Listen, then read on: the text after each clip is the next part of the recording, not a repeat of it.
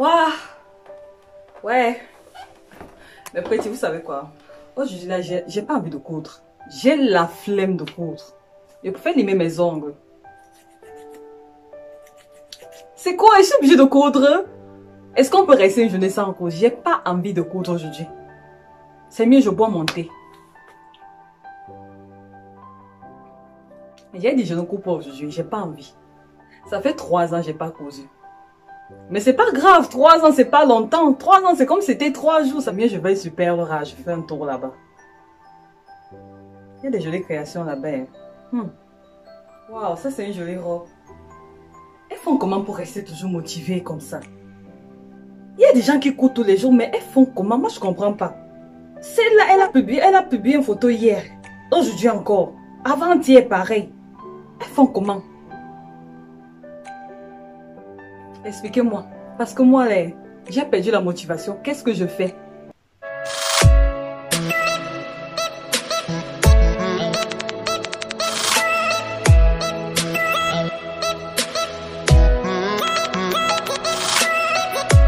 Salut mes petits et bienvenue sur ma chaîne. Et si cela t'est déjà arrivé à voir des moments où tu n'as plus d'inspiration, où tu n'as plus envie de coudre, sache que tu n'es pas seul parce que moi-même qui te parle là, il m'est arrivé d'être dans ce cas et même dernièrement encore en décembre 2019. Tu vois, il y a des jours où tu n'as pas envie de coudre, mais le problème c'est que chez certaines, ça peut durer une semaine. Chez d'autres, ça peut durer 1 mois. Chez d'autres, ça va jusqu'à 3, 6 mois. Chez d'autres, ça va jusqu'à 2 ans, 3 ans, 4 ans, 5 ans avec la machine à coudre à ses côtés et elle ne touche pas la machine à coudre. Dans cette vidéo, je vais partager 13 astuces avec toi qui m'ont aidé et qui je pense vont t'aider à reprendre cette joie que tu avais avant lorsque tu apprenais à coudre ou lorsque tu venais de te lancer dans la couture. Et ce n'est pas seulement pour ceux qui ont perdu la joie pour coudre, mais aussi pour ceux, parce que c'est quelque chose qui va t'arriver. Même si actuellement tu es zélé, en chemin, ça peut t'arriver. Et là, tu sauras que lorsque ça m'arrive, je peux prendre cette astuce et je peux appliquer. Donc, je vais regarder la vidéo et on se retrouve tout de suite.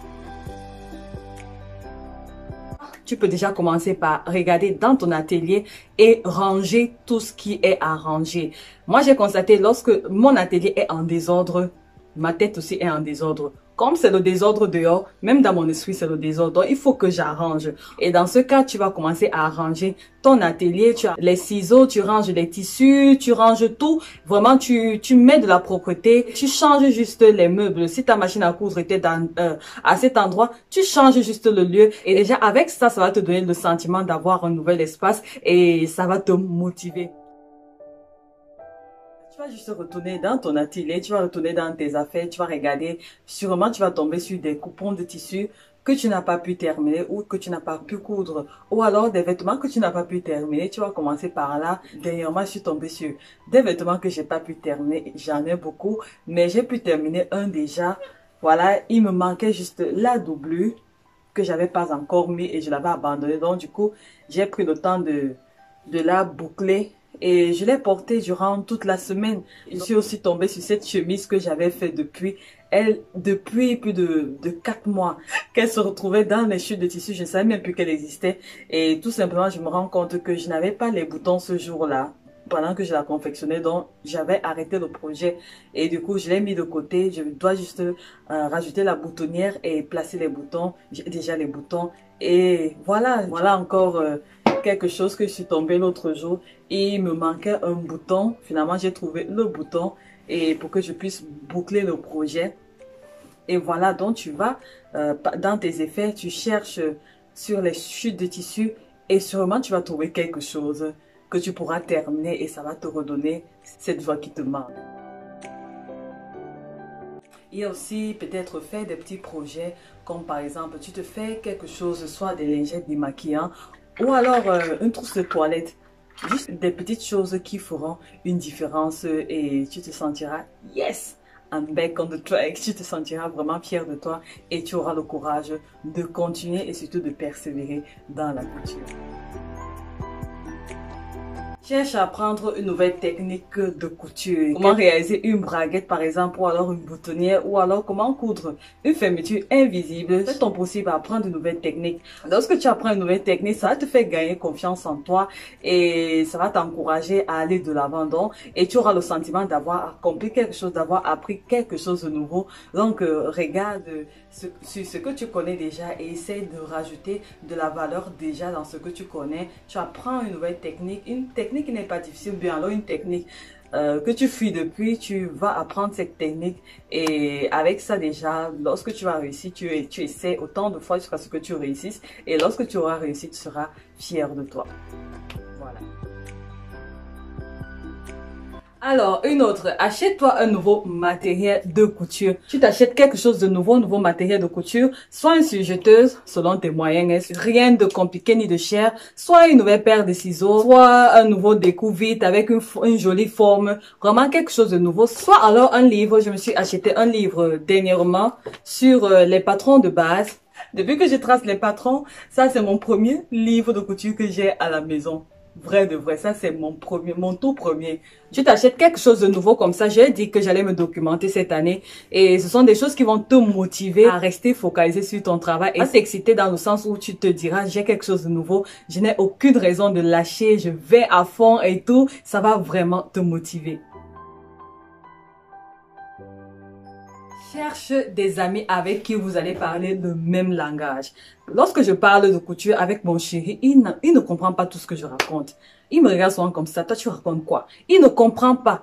Et moi, j'ai beau me fâcher, il ne comprend pas, même s'il le voulait. Donc, tu dois te chercher des amis. Il y a des groupes de couture. Tu vas entrer dans n'importe quel groupe de couture. Du moment où ça parle de la couture, tu vas intégrer des groupes de couture où on partage nos galets, où on partage nos créations. Ce sont des choses comme ça. Lorsque tu es entouré avec des gens qui font la même chose que toi, ça va faire en sorte que tu ne peux pas lâcher. Même si tu veux lâcher, lorsque tu vas voir les autres, tu vas dire non, moi je reste pas derrière. Et là, tu seras motivé à rester continuellement dans la couture, même lorsque tu veux lâcher. D'accord?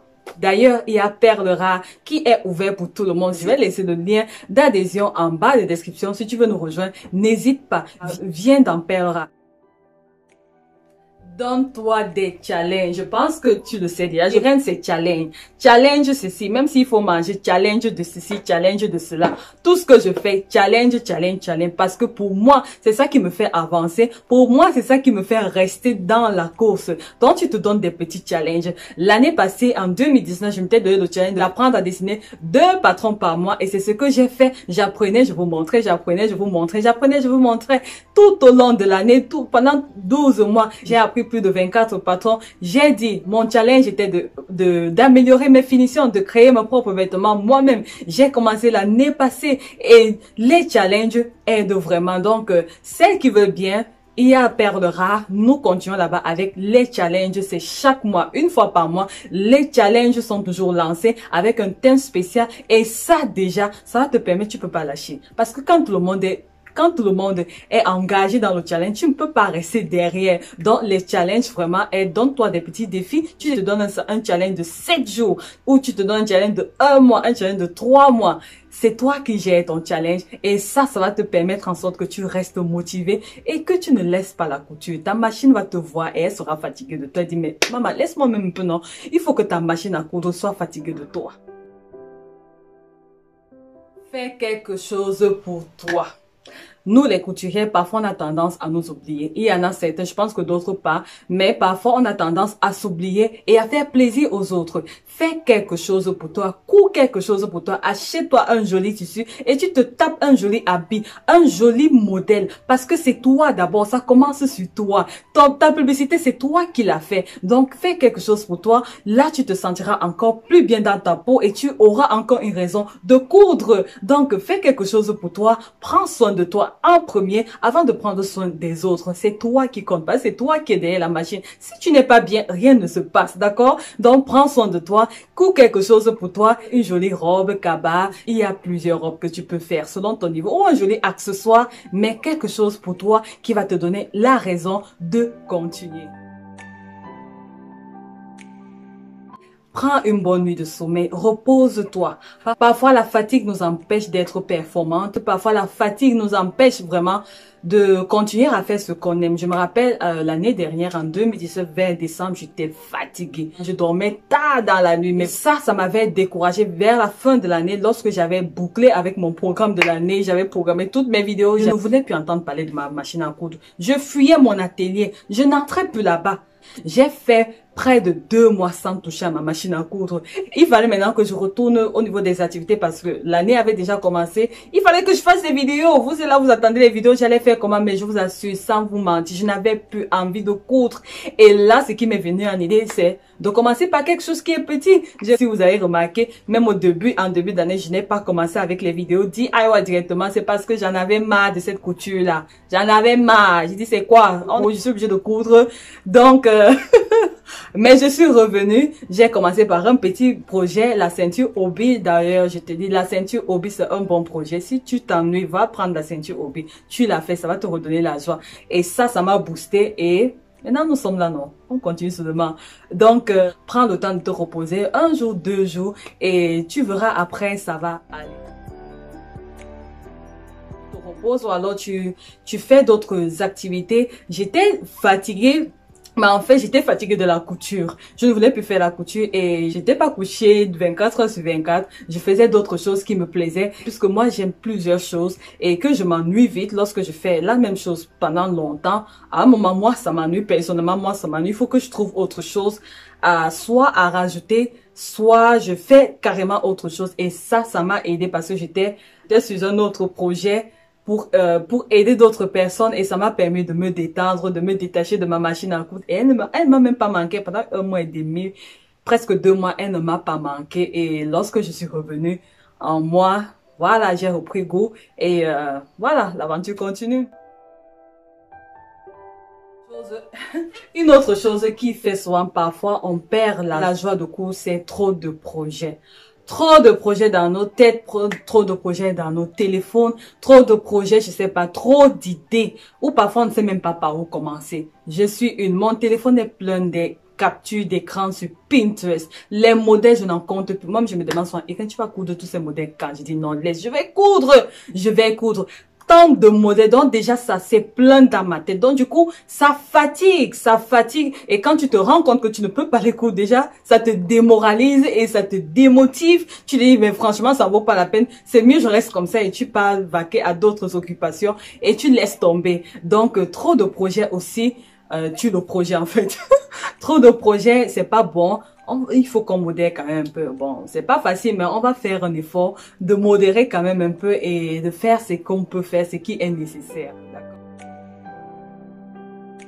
Ou alors, ce qui peut aussi faire en sorte que on perd la joie dans la couture, ce sont des grands projets. On a souvent le gros cœur, ce gros cœur comme ça là. Les grands projets. Lorsqu'un projet est très grand, au moins ça décourage. Commence petit, cherche un petit projet que tu vas vite faire et que tu vas vite terminer. En attendant que ton niveau augmente, les grands projets peuvent décourager, faire en sorte que tu n'as même pas envie de commencer. Parce que lorsque tu vois une création, le blazer, tu vois le col tailleur qui t'attend, tu vois la boutonnière, tu vois la doublure à l'intérieur. Lorsque tu vois ça et tu te rends compte que même le patron du corsage de base, tu n'arrives même pas encore à dessiner, ça démoralise. Tu te dis mais pourquoi même commencer? Je vais encore attendre. Tu attends très très longtemps et rien ne se passe. Commence par une trousse, commence par un collier en wax, commence par, je sais pas, par un t-shirt que tu customises, commence par des petits projets parce que tu rajouteras la difficulté au fur et à mesure que tu avances et tu verras que tu ne seras jamais fatigué de coudre, tu ne manqueras jamais d'inspiration, tu seras toujours motivé à continuer à coudre. Donc voilà. Lorsqu'on pratique l'activité de couturière, on peut rester assise pendant 10 heures de temps derrière sa machine à coudre. On est souvent trop focalisé avec notre machine à coudre. Donc parfois il faut sortir, il faut s'aérer un peu, aller prendre de l'air. Tu prends un temps, tu pars marcher, même si c'est 10 minutes. Le fait de te lever, de sortir, de marcher un peu, tu respires de l'air frais, vider un peu la tête et ensuite revenir, ça fait du bien. Laisse ce projet ou bien laisse ce couture même pour 1 heure de temps, 30 minutes, ça va te faire du bien et lorsque tu vas rentrer, tes idées seront encore fraîches et nouvelles et tu vas recevoir encore de belles idées. Ça, c'est une expérience que je fais tout le temps et tu vas continuer étant zen avec la couture. Parfois, il faut juste prendre une grande pause. Genre, tu te prends des vacances, 1 mois, 2 mois, tu vas dans un autre pays, si tu peux voyager, tu voyages, tu fais vraiment autre chose, tu mets genre pause, tu mets la pause sur la couture juste pour un moment, sachant que tu vas revenir. Ne reste pas là-bas longtemps. Il faut revenir parce qu'on en a besoin de toi ici, d'accord? C'était il y a de cela 2 ans lorsque j'avais perdu vraiment goût à la couture. Je restais à la maison, j'avais rien à faire, j'avais déménagé dans un autre pays et j'avais rien à faire, j'étais à la maison tout le temps et je savais déjà quand même coudre, faire des petites choses. Je faisais des poupées de décoration, je faisais des poupées de décoration à l'époque et je me retrouvais comme ça toute une journée à la maison, je ne fais rien, ma machine à coudre là, elle me regarde, je la regarde, bref, j'étais toujours sur Facebook ou alors, bref, sur Internet, mais je n'avais pas cette envie de coudre et là, un jour, je m'ennuyais et je sais que je n'aime pas m'ennuyer. Lorsque je m'ennuie, il faut que j'occupe mon esprit. Mon esprit doit être occupé avec de belles choses. Je dois créer quelque chose. Mais je n'avais pas envie de coudre. Et un jour, je me suis demandé, mais pourquoi j'arrive pas à coudre? Pourquoi j'ai pas cette envie de coudre? Pourtant, je sais quand même faire des petites choses. C'était pas la perfection. J'étais encore dans mes DIY. Sans patron, je bagarrais aussi avec le peu que je connaissais. Mais j'avais pas cette envie. Et je suis pratiquement restée comme ça. Près de 2-3 mois, la machine à coudre était là. Je ne la gérais pas. Je ne la calculais même pas. Et j'arrivais pas à comprendre ce qui se passait en moi. J'arrivais pas à savoir mais qu'est-ce que je vais faire et tout. Je savais que il fallait que je cours et à chaque fois je disais je ne veux pas coudre. Je n'ai pas envie de coudre. Tout simplement parce que une comme moi, je n'ai jamais voulu coudre. Je n'ai jamais rêvé de couture. Je ne sais pas quelque chose que j'ai toujours rêvé étant petite. Jamais. Pas du tout. C'est aussi quelque chose que bon. Tu vois, lorsque tu as envie de faire quelque chose, il n'y a personne pour le faire pour toi et tu es obligé de te lancer à l'intérieur. Donc, c'était ça. Donc, je ne cousais pas tous les jours parce que c'était juste pour perdre le temps. Et j'avais du temps devant moi et jusque-là, j'arrivais pas à utiliser ce temps. J'avais pas envie de coudre jusqu'au jour où je me suis posé la question. Hey, Irène, qu'est-ce que tu vas faire? Qu'est-ce que tu vas faire? Tu as du temps devant toi. Qu'est-ce que tu vas faire? Et là, j'ai eu une idée. Ah, peut-être je pourrais créer une chaîne YouTube et comme ça, partager mes DIY comme ça. Et puis bon, partager ce que je sais déjà faire et peut-être ça va m'occuper et je vous assure que c'était la plus belle décision de toute ma vie jusqu'à l'heure actuelle. Et c'est l'année où j'ai cousu le plus parce qu'il fallait que je couse pour montrer aux autres que pour faire un DIY, il faut que tu couses. Et là, vraiment, ça m'a permis de coudre. Et même jusque-là, je ne cousais pas beaucoup puisque je ne cousais que lorsqu'il fallait faire le DIY. C'est tout ce que je faisais. Je ne cousais que, ok, le DIY, ah oui, j'ai une vidéo tel jour, ok, il faut que je fasse quelque chose. Donc, je cousais juste 1 fois par semaine, c'était tout. Mais durant l'année, et là, j'ai pris goût, j'ai vraiment pris goût à la couture durant toute cette année parce que j'ai cousu toute cette année 2018. Et en 2019, cette passion a grandi encore. Et j'ai plus cousu en 2019 par rapport en 2018. Et donc voilà, ça sera l'objet d'une autre vidéo où je vais vous parler de comment trouver son pourquoi. Parce que c'est très important de savoir pourquoi l'on fait quelque chose. En anglais, on dit know your why. Connais ton pourquoi. Pourquoi tu fais ceci? Pourquoi tu fais cela? Parce que lorsque tu sais pourquoi tu fais quelque chose, je t'assure, ta vie est facile. Peu importe les challenges de la vie qui vont t'arriver. Lorsque tu sais pourquoi tu fais quelque chose, tu ne peux pas lâcher. Tu ne peux pas lâcher. Donc, je te donne rendez-vous la semaine prochaine, le week-end prochain pour une nouvelle vidéo. Et reste scotché parce que je sais que cette vidéo va te plaire, mais surtout qu'elle va t'aider et elle va t'apporter encore plus d'idées. Elle va te motiver à rester focalisé tout au long de cette année parce que je veux te voir grandir en couture. Je veux te voir réussir tout comme moi. Je veux te voir accomplir tous les objectifs que tu t'es fixés tout au long de cette année 2020. Ok mes petits, j'espère que cette vidéo vous a plu. N'hésitez pas à me laisser en commentaire ce que vous faites pour retrouver la joie dans la couture. Peut-être vous avez d'autres astuces que moi j'ignore.